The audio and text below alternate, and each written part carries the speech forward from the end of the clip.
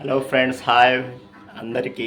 అందరు బాగున్నారా? మేము కూడా బాగానే ఉన్నాం. నేను మా పాప చాలా చాలా బాగున్నాం. ఈరోజు సండే.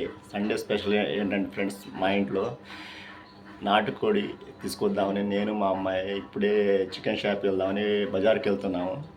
ఎక్కడికి వెళ్తున్నాం మనం? ఏ? ఏం తేవడానికి వెళ్తున్నావు?